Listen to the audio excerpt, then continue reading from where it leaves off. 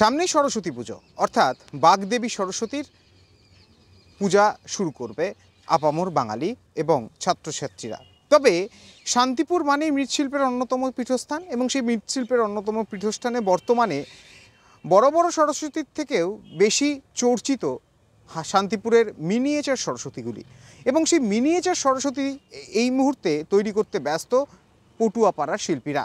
ইতিমধ্যে তৈরি করা হয়েছে একাধিক এই মূর্তি, এবং যা একেবারে ছোট, এবং সেগুলো খুব নিখুঁত নৈপুণ্যের মাধ্যমে ফুটিয়ে তোলা হচ্ছে তাদের হাত কিংবা তাদের মুখশ্রী, এবং এই কাজ করতে তাদের অনেক সময় লাগে এমনটাই জানাচ্ছে পটুয়াপাড়ার শিল্পীরা।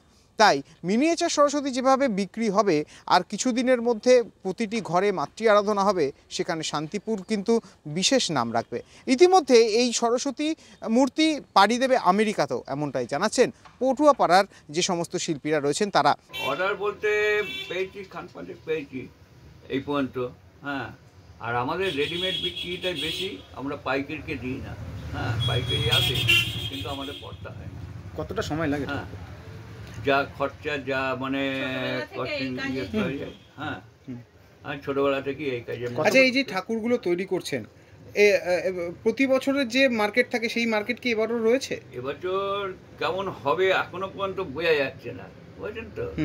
এইবার মার্কেটে প্রচণ্ড পরিত্রাণ হলে যা হয়ে থাকে, কেউ কম পয়সায় নিয়ে চলে যাচ্ছে, আমাদের ঝাড় খেয়ে যাচ্ছে। আর একটা প্রশ্ন রাখবো, কতদিন সময় লাগে এই ঠাকুর তৈরি করতে? সময় লাগে, ধরো আমি বসেছি, ধরো 2 মাস হয়ে গেল। আচ্ছা, এই ঠাকুরের দামটা এত কেন বেশি হয়? এত বেশি হয় আমাদের হাতে তৈরি, আমাদের পুরোটা টাইসের নাই। আমার শহর শান্তিপুর থেকে রূপম রায়, কলকাতা টিভি।